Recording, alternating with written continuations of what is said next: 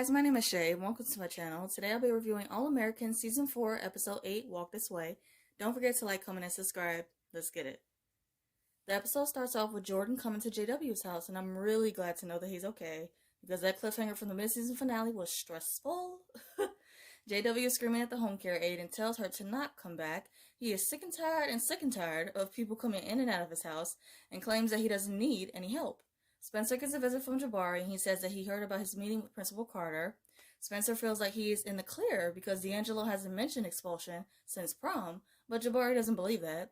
He feels bad that Spencer is putting himself on the line to protect him, as he should, and even more so if you feel so bad, turn yourself in, because stealing the trophy was your idea. Jabari questions Spencer about what happens with Golden Angeles if he gets expelled, and Spencer says that they will revoke his scholarship. He tells Jabari to let it go and that he earned his diploma and that Principal Carter will hand it to him on graduation day. Preach is picking up Amina from a friend's house and he sees that she has a black eye. He mentions that she has been acting out a lot lately and wonders what's been going on. Amina says that she still wants answers about why Coop shot Mo. Preach says that Coop wasn't involved in the shooting and tries to deflect by saying that she needs to stop listening to what other people say in the streets.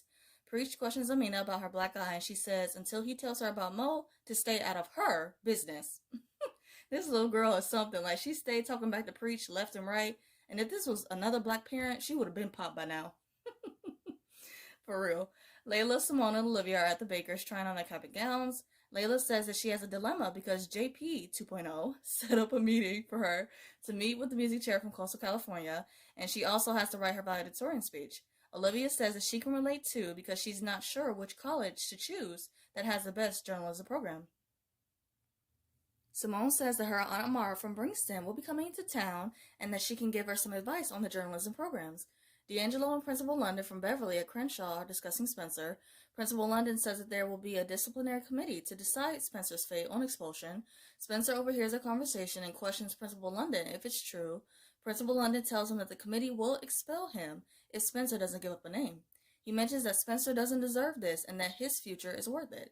Spencer says that he can't give up a name because the other teammates involved, their futures are worthy too, even if Principal London can't see that. Billy is being a corny dad like usual, wouldn't expect anything less, and he wants Olivia and Jordan to two-step down the aisle graduation. Jordan comes home and confronts Billy about having medical professionals care for GW instead of doing it himself. Jordan is upset, so he leaves and Olivia goes to check on him. Laura says that they should probably two-step their way on over to JW's house. Spencer comes home and Grace tells him that she thought he would have took what he learned in therapy to heart and not have the need to save everybody. Spencer says that this is much bigger than him and it's about finding a system that protects students. When Spencer explains it like that, I get it to a certain extent, but at the end of the day, this is his future and he needs to make the right decisions and choices to better that. Grace shows Spencer's Corey Gap a gown and that they both dreamed of the day that they would see their son graduate in that same gown. Even though she is angry and not completely understand, Grace says that one day she will understand Spencer's decision to do this, but that now she's mourning that dream of seeing her firstborn son graduate. Asher and Jamie are at Bistro Jacob and Asher mentions Coastal California's orientation package. Jamie sees the way that Asher lights up when he talks about coaching and says that he should pursue a career in that. Asher doesn't think it's a good idea because he will be $200,000 in debt. Jacob comes over to them and it's funny because I almost forgot who he was for a second, but then I remembered that's Asher's mom's fiance. Jamie mentions the coaching package at Coastal California and you could tell that Asher is uncomfortable. Asher is reluctant and Jacob says that he will be more than happy to help. Asher gets upset with Jamie about doing that and he abruptly leaves, which is like, dude, she was doing it out of a good place. Billy and Laura are over at JW's and they're having a meal. JW gets upset about having to eat rabbit food to stay healthy. He gets up to pour a glass of water and he's physically shaking. Billy tries to help him and JW lashes out at Billy. They go back and forth for a good while and JW tells Billy that he has to leave but that Laura can stay. Patience, Coop, and Preacher at Sawson's Cafe and they all discuss whether or not Amina should know the truth about him killing Mo. Preach says that Amina can handle it, while Coop believes that Amina's questions will stop at some point and that they just have to wait it out, which I don't know about that, but we'll see.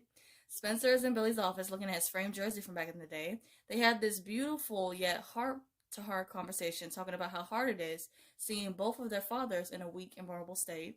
Spencer tells Billy that he and JW have a bad pattern of lashing out and walking away, but the only way to break that is to talk. These two have always given each other such great advice whenever they're faced with trials and heartbreak, and I appreciate that. Olivia is with Amara at Slausen's Cafe, and she tells her about her acceptance letters from NYU, Georgetown, and Golden Angeles. Smart girl. Amaria mentions that different programs those universities offer, and that none of it really matters.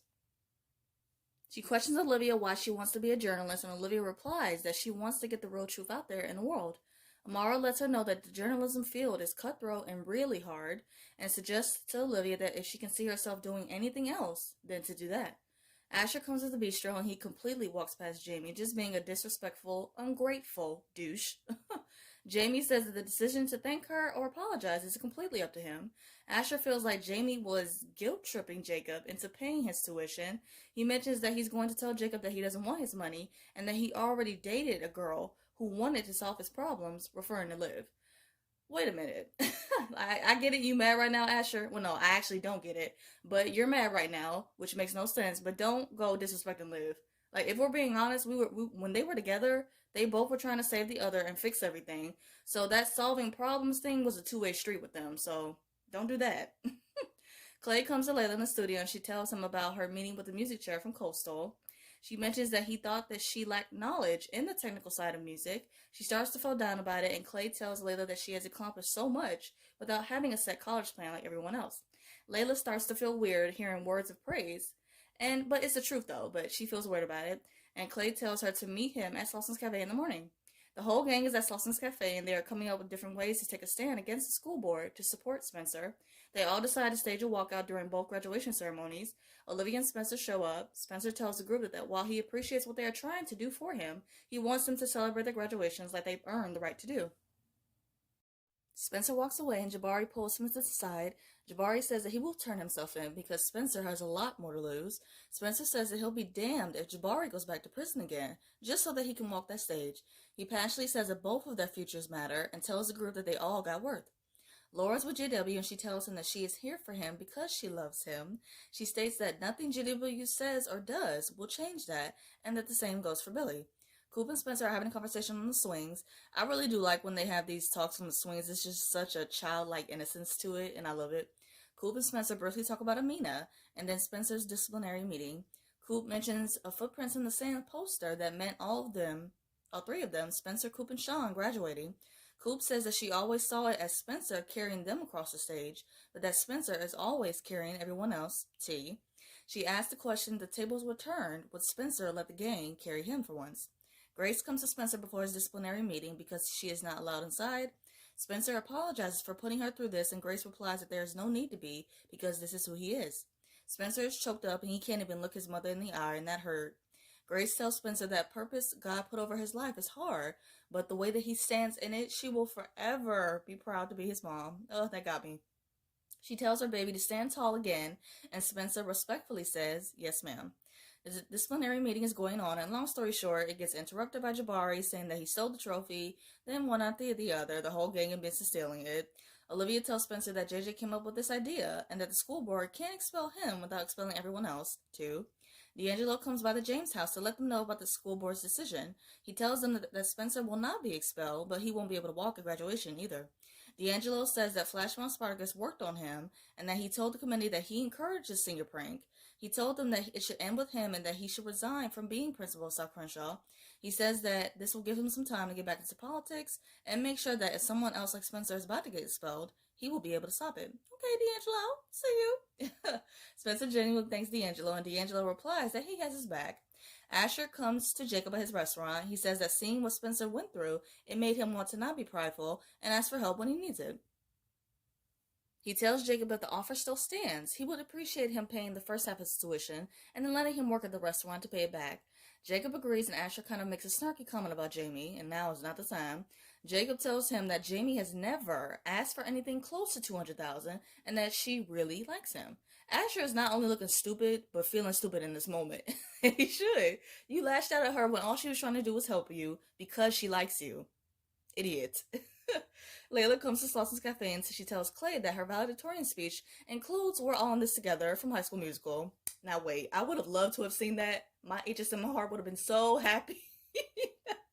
That was my shit when I was younger, and low key, I still watch it from time to time and sing all the words. So don't judge me. Clay introduces Layla to Sabine, an artist played by the beautiful and talented JoJo. Clay leaves and let the girls talk. Sabine and Layla talk about people doubting their talents and abilities. Sabine tells Layla to not listen to what the naysayers say and to keep doing her. She says that life is like music. There's more than one way to lay a track. Come through with that word, Sabine. I'm really excited to see more of her. Layla says that she has to go and tells Sabine that she inspired her valedictorian speech. Sabine says that she will text Clay for when they get together, and they hug goodbye. Billy and Laura come over to JW's house. Billy admits to coming there not only for JW, but for himself and for the entire family. He says that he shouldn't have to be reminded of how hard it must be for JW in the situation and apologizes for that. He says that he isn't going anywhere and that with JW being the only living parent he has left, no more pushing each other away. Like, yes, life is really short and you just have to really tell people that you love them and keep them close. JW says that he will not have Billy cutting up his food, and Billy replies that Laura can do that. Billy definitely gets his sense of humor from JW because they are both comedians, I swear. Coop comes to Amina in the park and she lies, admitting that she shot Mo. She says that she was trying to protect Preach and that Amina can be mad at her. Like, girl, what is you doing? Coop just stayed making dumb decisions one after the other. Like, when will she ever learn? I don't know if she ever will, but whatever. Olivia's with Aunt Mara and she tells her that she is not going to let her advice about journalism stop her from making a difference in her community. Olivia realizes that Amara's words were a test and they both laugh about it. Asher calls Jamie and he reaches her voicemail. He apologizes for being an ass and says that if she feels like forgiving him, he will be at this place later on and when he would love to see her. In a voiceover, Layla is reading her valedictorian speech, and we see both Beverly and Crenshaw students begin to walk out.